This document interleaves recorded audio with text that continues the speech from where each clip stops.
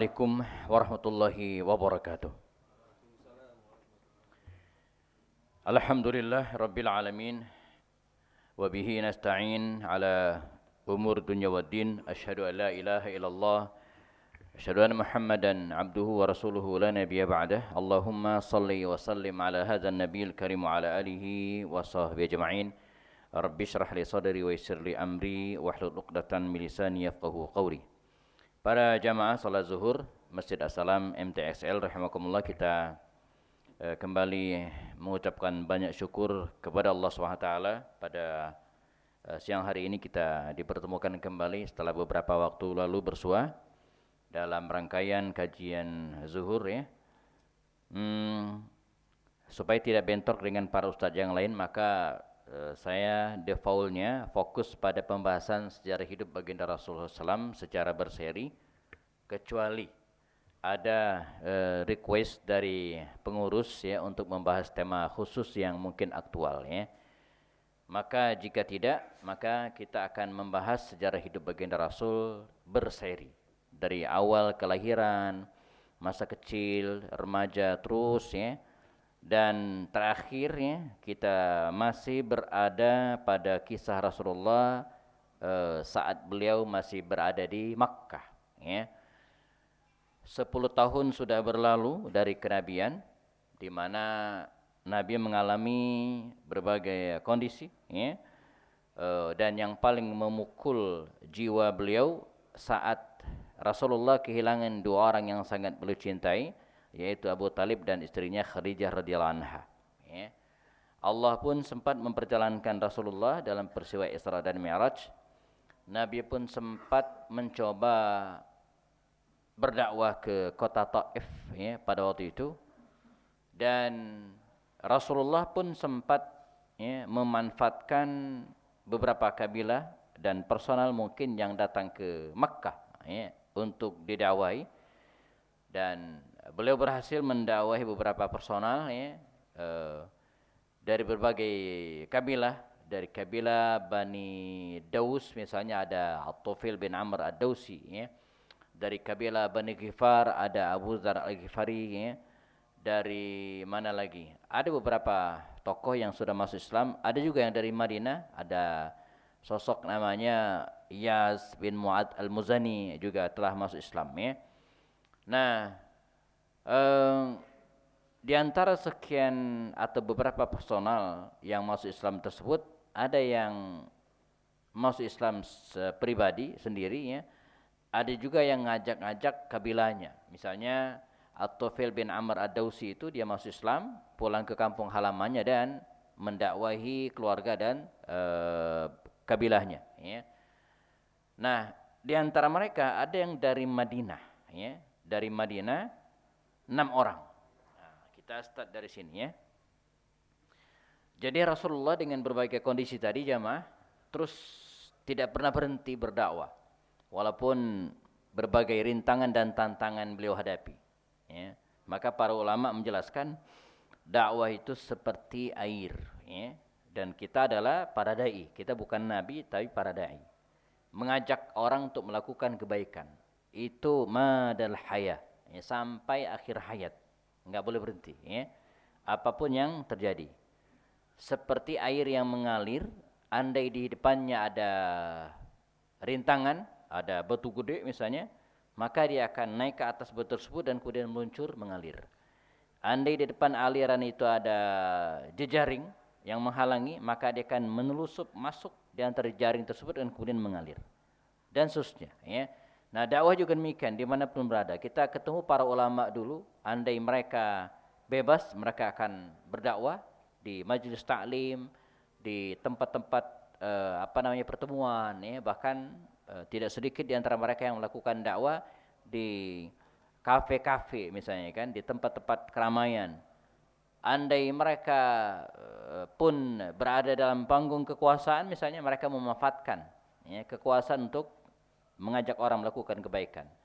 Bahkan andai mereka di penjara sekalipun ya, dari dalam penjara mereka bikin halaqah-halaqah ya, bikin majelis-majelis ilmu gitu kan. Jadi tidak berhenti. Rasulullah juga demikian ya. Setiap ada peluang, maka beliau menyampaikan risalahnya.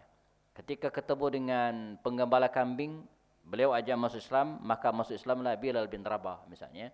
Ketika beliau melakukan perjalanan, nanti kita akan kisahkan hijrah dari Makkah ke Madinah, ketemu dengan Ummu Ma'bad, tempat beliau mampir, beliau berdakwah dan masuk Islam. Ya. Di Taif kita pernah ceritakan, beliau ketemu dengan seorang pemuda, seorang pemuda penunggu kebun anggur, namanya Adas bin Ninawah.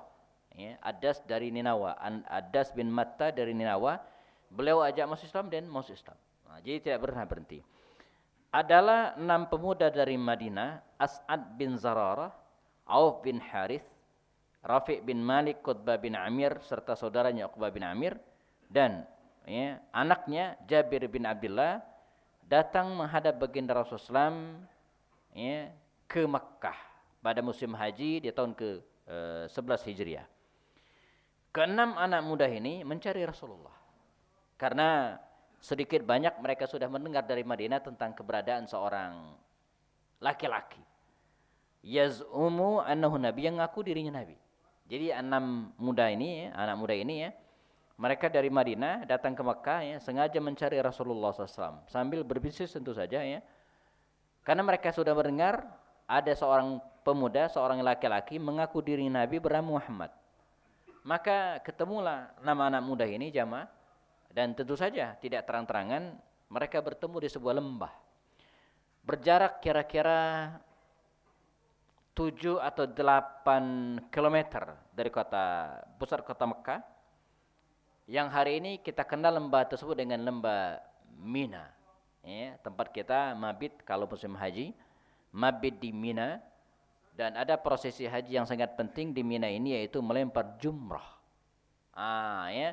Di Mina ini ada beberapa bukit kecil, salah satunya adalah Bukit Aqabah. Maka lembahnya itu disebut dengan Lembah Aqabah di kawasan Mina. Ya. Nah, disinilah 6 anak muda ini bertemu Rasulullah. Mengapa mereka bertemu Rasulullah di tempat sepi berjarak 7 atau 8 km dari kota Makkah ini?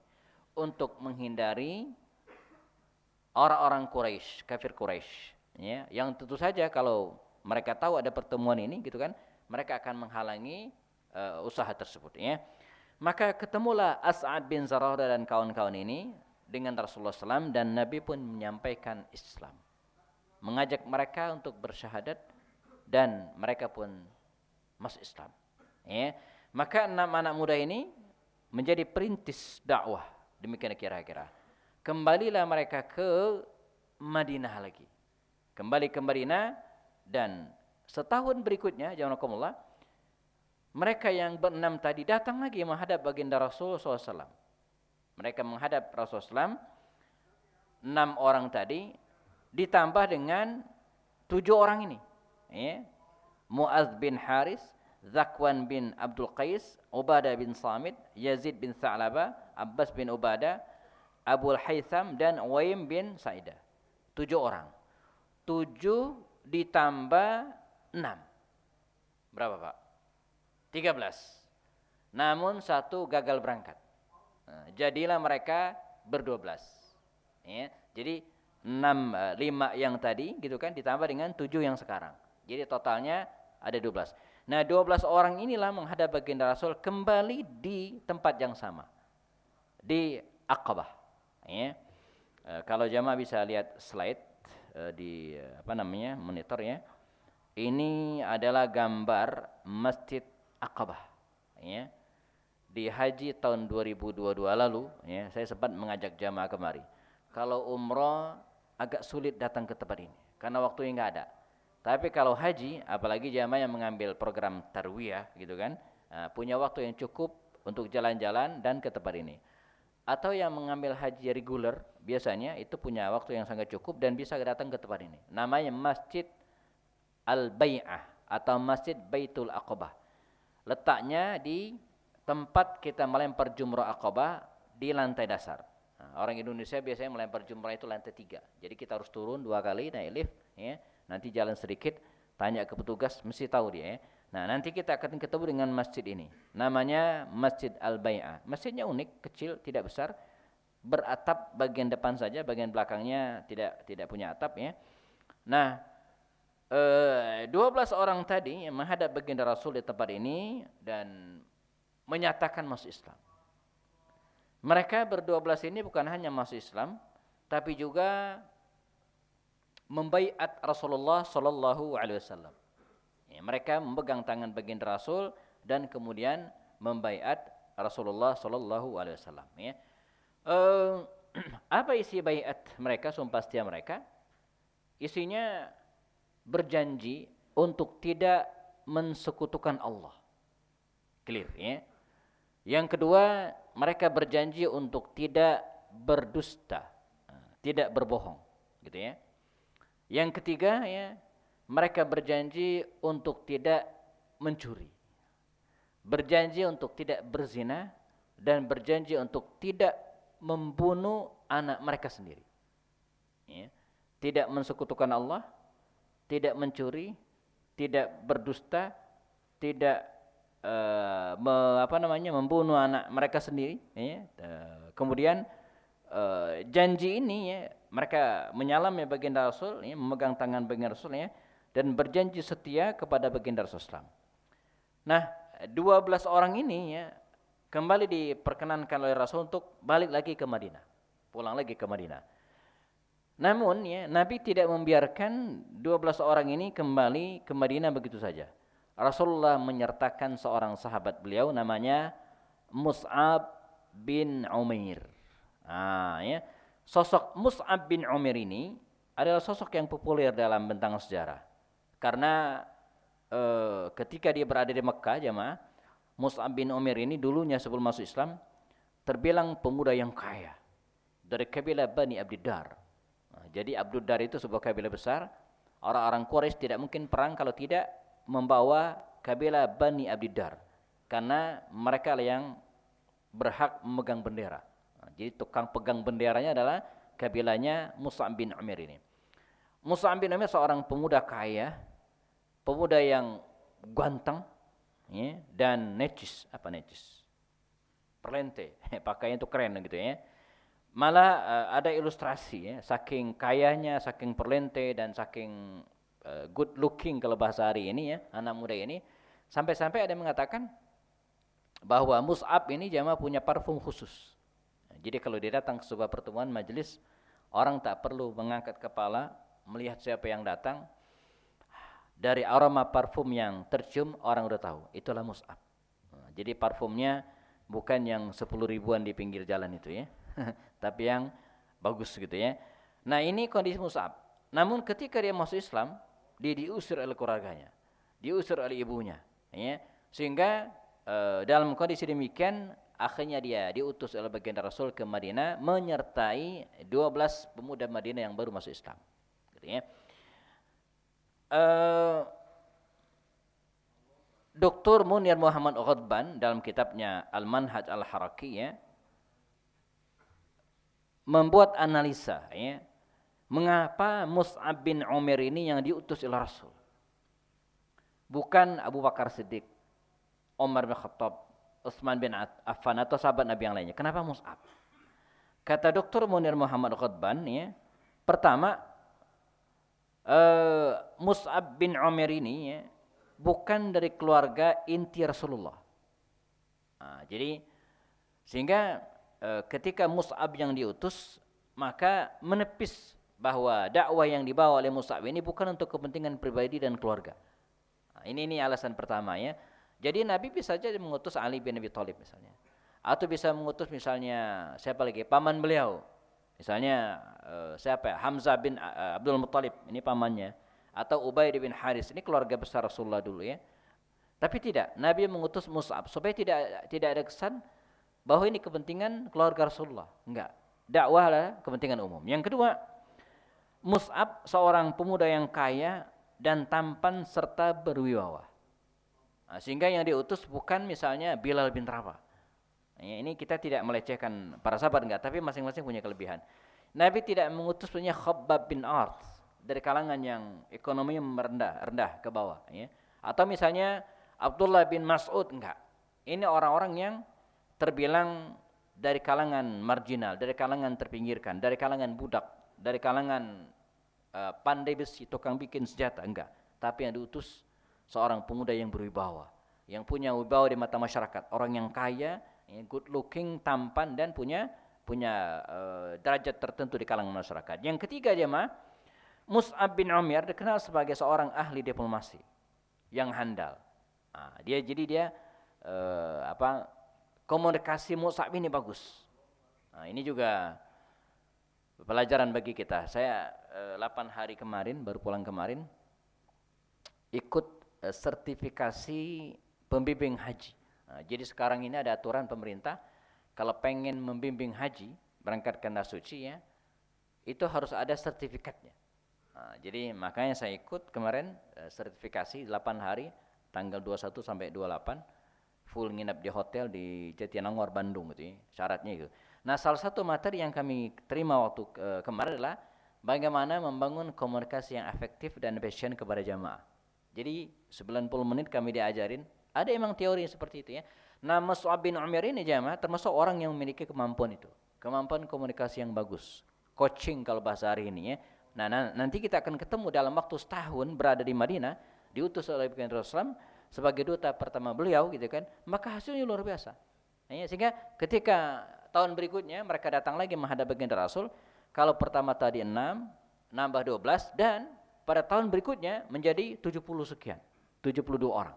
Ini tidak lepas dari kemampuan seorang Mus'ab bin Umair dalam melakukan komunikasi dengan para pemuda Madinah khususnya pada waktu itu ya.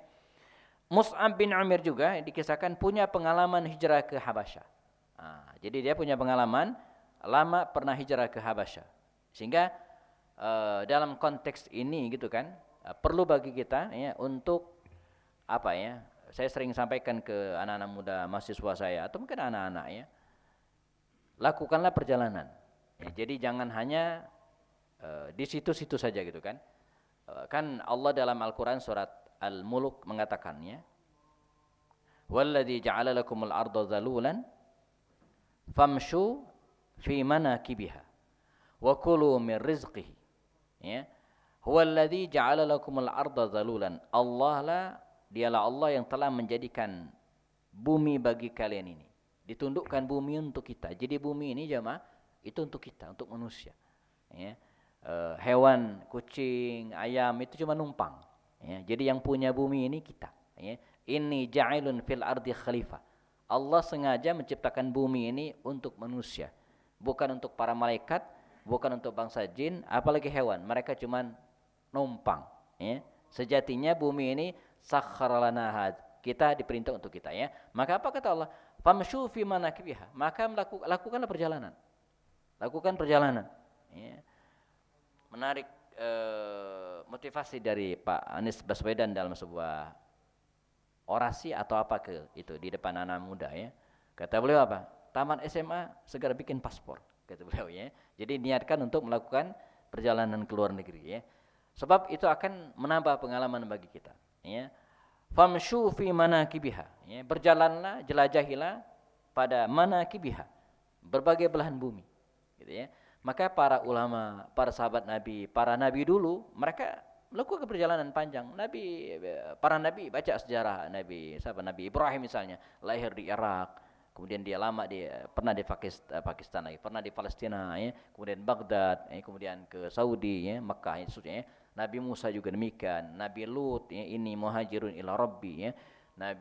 Para ulama juga demikian. Mungkin 4 ulama imam mazhab yang tidak pernah berpergian jauh mungkin Imam Malik saja, tapi Imam Syafi'i itu lahir di Gaza ya. Kemudian remajanya di Mekah ya. Kemudian tumbuh berkembang di Madinah. Setelah itu dilama di Yaman, pernah ke Baghdad, pernah juga ke Irak, lama di Mesir dan meninggal di Mesir. Jadi mereka melakukan penjajahan ya. Penjelajahan. Famshu fi manakibiha wa kulu min rizqihi. Jadi traveling dan kuliner itu bagian dari sunnah dalam tanda kutip ya. Traveling, famshu fi manakibiha wa kulu min rizqihi, dan makanlah dari makanannya. Makanya kita kadang heran ya, banyak jamaah pergi ke umroh, tapi yang dicari bakso gitu ya. Padahal kalau makan bakso ngapain jauh-jauh ke Madinah, ke Mekah, di Kuningan banyak katanya, di Bogor banyak katanya. Jadi yang dicari bakso, yang dicari mie ayam, enggak ya. Mestinya kita nikmati rezeki dari bentuk yang lain gitu ya. Nah, Mus'ab bin Umair ini punya pengalaman merantau, punya pengalaman hijrah. Sehingga ketika diutus oleh baginda Rasul ke Madinah, maka ini bukan hal yang asing bagi dia, gitu ya. Sengaja Nabi tidak mengutus Abu Bakar atau Utsman agar tidak muncul anggapan bahwa Islam hanya untuk orang kaya dan tua saja. Tidak. Sengaja dikirim beliau Mus'ab bin Umair, anak muda. Ini juga penting bagi kita jamaah. Saya kenalan sedikit ya, diamanai oleh teman-teman di Bogor sebagai ketua IKADI Kota Bogor, ya. IKADI, Ikatan Dai Indonesia Kota Bogor. Salah satu divisi kami adalah divisi anak muda, ya, atau mendakwahi anak muda. Diskusi dengan teman-teman yang lain agak sulit, ya, masuk membawa bendera IKADI masuk ke komunitas-komunitas anak muda. Sulit, apalagi para pengurus kami di atas 40 tahun usia rata-rata, ya.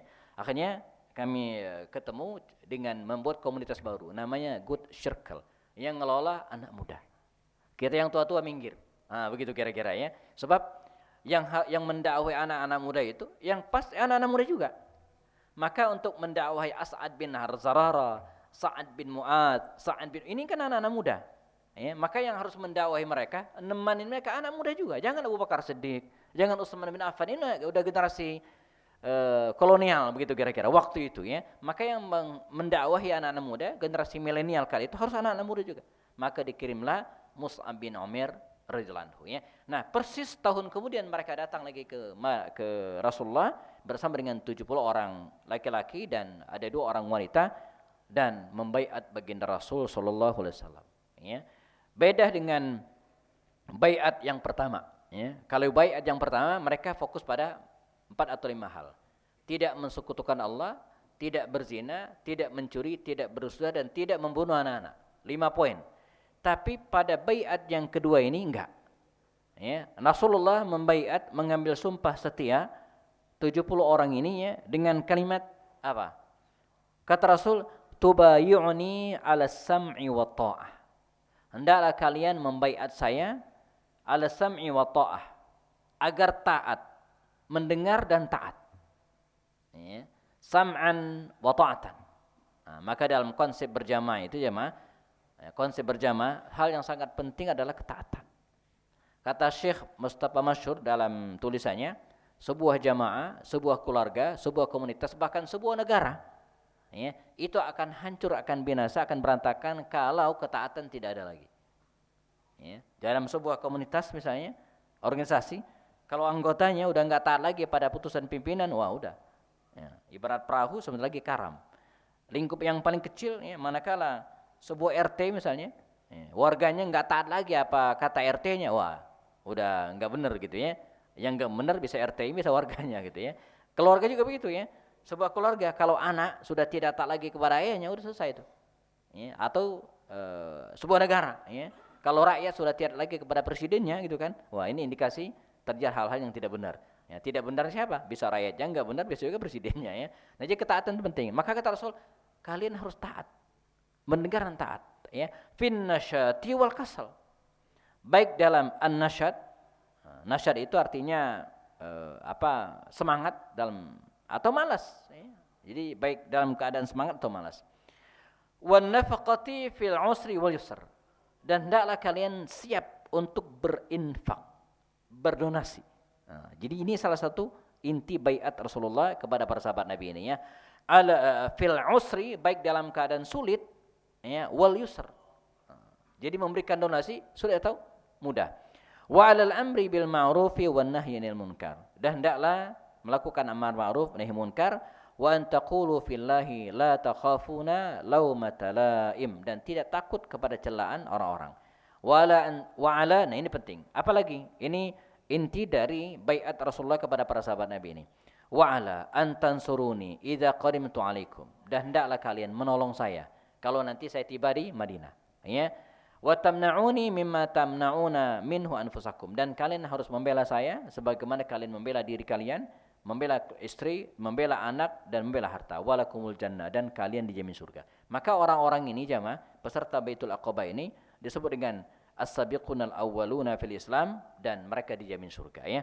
Rasulullah kemudian memilih 12 orang naqib, 12 orang pimpinan dari 70 orang sahabat Nabi ini dan mempersilakan mereka untuk kembali ke Madinah Al-Munawwarah, ya, masuk pada tahun yang ke 13, ya. Jadi peristiwa Baitul Aqabah kedua ini pada tahun ke-13, masuk tahun ke-14 turunlah perintah Allah Subhanahu wa taala agar kaum muslimin hijrah. Saya percepat saja ya. Agar kaum muslimin hijrah dari Makkah ke Madinah Al-Munawwarah. Maka mulailah strategi, ya, bagaimana para sahabat Nabi ini yang mungkin jumlahnya sekitar 300-an sampai 500 orang pada itu, ya, agar bisa hijrah ke Madinah Al-Munawwarah. Berbagai strategi dilakukan Rasulullah SAW, ya, memberikan instruksi kepada para sahabatnya secara diam-diam, tidak secara vulgar, bagaimana Rasulullah bisa menyampaikan misi hijrah ini, perintah hijrah ini kepada para sahabat, tapi tidak terang-terangan, ya. Kata Rasul, Allah telah mengizinkan kepada kita untuk hijrah. Dan ini wajib. Tinggalkan Mekah. Kita ke Madinah. Saya, kira-kira kata Rasul, sudah mengambil sumpah setia. 70 orang lebih penduduk Madinah dan mereka akan menerima kita dengan tangan terbuka. Hijrahlah kalian, kata Rasul, ya, tak mesti bersama-sama, boleh sendiri-sendiri, sesuai dengan kemampuan masing-masing. Yang penting selamat di perjalanan dan tiba di Madinah Al-Munawwarah. Maka kita saksikan jemaah dalam sejarah bagaimana para sahabat Nabi ini hijrah dengan kondisinya masing-masing. Ada yang hijrah sendirian, ada yang hijrah dengan keluarganya. Misalnya Ummu Salamah dan suaminya Abu Salamah serta anaknya Salamah berangkat hijrah sekeluarga. Ada yang hijrahnya malam hari, supaya tidak ketahuan kafir Quraisy, mereka diam-diam keluar rumah, tahu-tahu sudah berada di luar kota, ya, menuju Madinah. Ada yang hijrahnya dengan teman-temannya, ya. Ada juga yang hijrahnya siang hari, ada yang diam-diam dan terang-terangan. Nah, termasuk yang terang-terangan hijrah itu Umar, ya. Ini kisahnya luar biasa, ya. Jadi Umar bin Khattab itu kalau yang lain itu hijrah secara diam-diam, termasuk Rasulullah diam-diam hijrahnya, tapi kalau Umar tidak. Umar berdiri di sebuah bukit, ya. Hari ini kita kenal, kalau jamaah pernah umrah, di sebelah kanan Masjid Nabawi, Masjidil Haram itu ada sebuah bukit namanya Jabal Umar, Bukit Umar, ya. Konon di sinilah dulu Umar berteriak, ya. Umar berdiri di bukit ini dan di hadapannya ada orang-orang Quraisy. Apa kata dia? Ya ma'asyar Quraisy, orang-orang Quraisy, kata Umar, ya, ketahuilah, hari ini saya akan hijrah. Jadi kalau yang lain itu enggak ngomong-ngomong, diam-diam gitu, ya, dia enggak, dia terang-terangan. Dia sholat 2 rakaat di depan Ka'bah, lalu lari ke atas bukit ini dan kemudian berteriak, hari ini saya akan hijrah. Barang siapa yang pengen thaqilathu ummuhu, yang pengen emaknya nangis karena anaknya mati, ya, au aitama waladuhu, atau anaknya jadi yatim karena bapaknya mati, ya, atau armalat zaujatuhu, atau istrinya janda. yang pengen istrinya menjadi janda, yang pengen anaknya jadi yatim, yang pengen emaknya nangis karena meratapi dirinya, maka kata Umar, fal yalhaqni, maka temui saya di lembah Makkah, di Tanaim. Saya akan hijrah. Dia datang ke Tanaim, di lembah itu, di perbatasan kota Mekah menuju ke Madinah bagian luar, ditunggu, enggak ada yang datang. Enggak ada yang mau nantangin Umar bin Khattab. Maka hijrahlah Umar dengan beberapa pemuda waktu itu ke Madinah Al-Munawwarah, ya. Nah, bagaimana dengan baginda Rasul SAW, beliau juga berencana hijrah, pasti. Namun tidak di awal. Ya, kita cut sampai di sini, ya. Namun tidak di awal, beliau rencananya hijrah di kloter terakhir, rombongan terakhir. Setelah meyakinkan mayoritas sebagian besar para sahabat sudah berhasil hijrah ke Madinah, maka Nabi segera akan juga menyusul ke Madinah bersama dengan 3 orang sahabatnya, yaitu Ali bin Abi Thalib, Abu Bakar Siddiq, dan Suhaib Ar-Rumi, ya, Suhaib bin Sinan Ar-Rumi. Mereka berempat rencana akan hijrah ke Madinah Al-Munawwarah.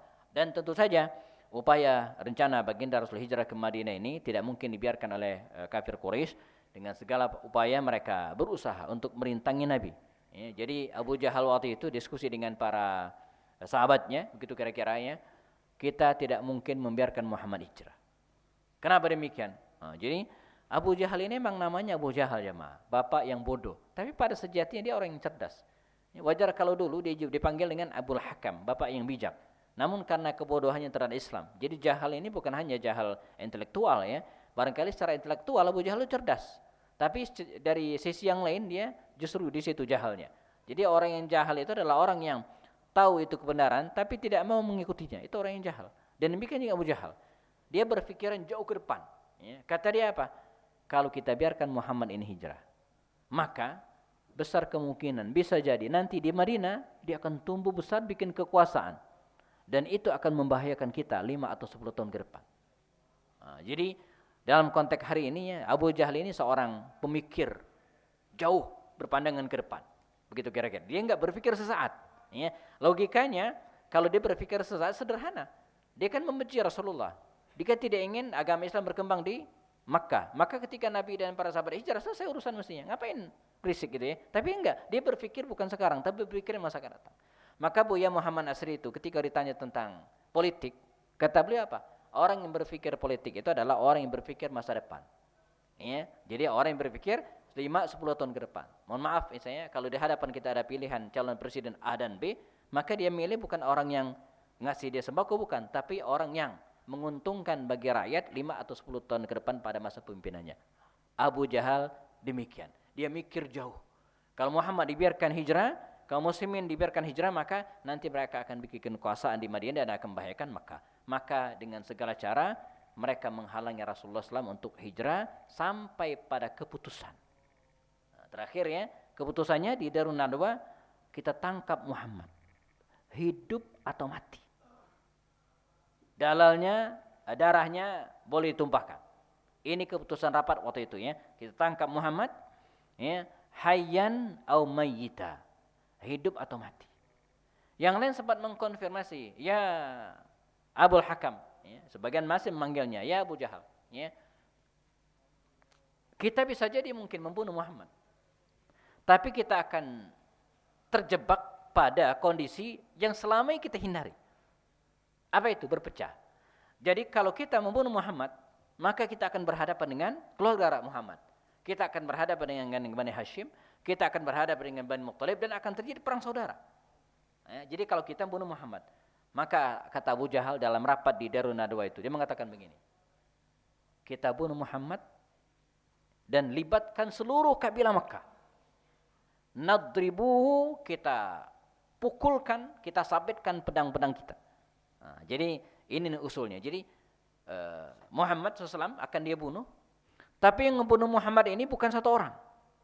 Tapi perwakilan dari berbagai kabilah. Ada 10 kabilah besar waktu itu. Ya, kita kepung rumahnya Muhammad, begitu dia keluar kita keroyok. Sehingga kalau keluarga Muhammad ingin menuntut balas, maka dia akan berhadapan dengan seluruh kabilah Quraisy pada waktu itu. Iblis yang ikut rapat pada masa tersebut dalam riwayat mengatakan memuji pendapat Abu Jahal ini. Ya, dalam hatinya mungkin ungkapannya Iblis mengatakan oleh itu, wah usul yang bagus, saya setuju. Saya aja nggak kepikir gitu. Jadi orang Pak kalau dijelek banget, buruk banget, itu usulnya, idenya itu ngalahin iblis gitu ya. Jadi Abu Jahal itu gitu kan, saking bencinya terhadap Islam, jadi usul-usulnya itu ekstrim. Iblis aja nggak kepikir usulan demikian, tapi Abu Jahal kepikir. Dan itu yang mereka lakukan, mengepung rumah Rasulullah SAW dan membunuh beliau ketika akan keluar. Nah, kisah tentang hijrah Rasulullah dan para sahabat ini ya, ini panjang. Kita butuh sesi tersendiri. Namun sebelum kita tutup ya, di slide ada beberapa hikmah yang bisa kita ambil dari peristiwa Baitul Aqabah. Yang pertama adalah kecerdasan Rasulullah menggelar peristiwa baiat yang sangat rahasia. Nah, jadi lokasinya sekitar 7 kiloan di tempat yang tersembunyi gitu kan. Dan ini bagian dari kecerdasan Rasulullah SAW ya. Nabi sengaja menghadirkan pamannya Abbas untuk meyakinkan orang-orang Ansar. Jadi Nabi tidak sendirian, tapi ada pamannya Abbas sebagai legitimasi. Makanya Abbas mengatakan, nanti kalau suatu saat ponakan saya ini pergi ke Madinah, jaga dia. Dan kalian harus berjanji menjaganya. Kalau enggak, jangan. Nah, jadi ada penguat. Baiat pertama disebut dengan Baitun Nisa karena tidak menyinggung sama sekali tentang jihad dan pembelaan. Tapi baiat yang kedua disebut dengan Baitul Harbi karena ada kalimat kata Rasul apa? Ala antansuruni idza qadimtu alaikum. Kalian harus menolong saya kalau saya datang kepada kalian. Yang terakhir, Baitul Aqabah betul-betul menjadi persiapan hijrah bagi Rasul dan kaum muslimin ya. Dan ini pelajaran bagi beliau waktu itu, di mana Rasulullah pernah hijrah ke Taif, tapi tidak ada persiapan. Tidak ada orang yang diutus, tidak ada pengkondisian, tapi di hijrah ke Madinah enggak. Makanya salah satu bukti ya, di antara faktor keberhasilan Nabi hijrah ke Madinah itu adalah karena persiapan yang matang. Dalam konteks hari ini juga demikian. Apapun yang harus kita lakukan, jamaah sekalian, beda hasilnya antara yang dipersiapkan dengan baik dan tidak. Itu beda hasilnya. Termasuk Rasulullah Shallallahu Alaihi Wasallam. Baik, kita cukupkan pada pada pertemuan berikutnya kita akan masuk pembahasan hijrah Rasulullah dan kaum muslimin ke Madinah Al-Munawwarah. Kalau dilihat kurikulum peristiwa hijrahnya Rasulullah ke Madinah Al-Munawwarah ini adalah pertemuan terakhir pada pembahasan kisah Rasulullah di era Makkiyah. Ya, saya biasanya kalau ngajar setelah peristiwa hijrah Madinah dilaksanakan UTS, ujian tengah semester. Jadi kehidupan Nabi itu dibagi dua, era Makkiyah dan era Madaniyah. Nah, kita tinggal satu pertemuan lagi gitu kan untuk membahas hijrah Rasulullah ke Madinah. Itu pertemuan yang ke-14 ya. Setelah itu butuh 14 kali pertemuan lagi sampai Rasulullah SAW wafat. Nah, demikian kurikulum yang sudah saya siapkan ya. Semoga bermanfaat. Baik, kita cukupkan jamaah. Sisakan waktu sekitar 10 menitan ke depan ya, sebelum jam 1 biar ada jeda waktu istirahat. Namun demikian, jika ada yang ditambahkan atau ditanyakan tentang tema kita hari ini atau hal-hal yang berhubungan dengan Sirat Nabawiyah, kita ada waktu. Saya serahkan ke moderator. Jazakumullah khairan. Assalamualaikum warahmatullahi wabarakatuh. Waalaikumsalam warahmatullahi wabarakatuh. Jazakumullah khairan katsiran kepada Ustaz. Bagi para jamaah yang ingin bertanya, silakan, masih ada waktu untuk bertanya.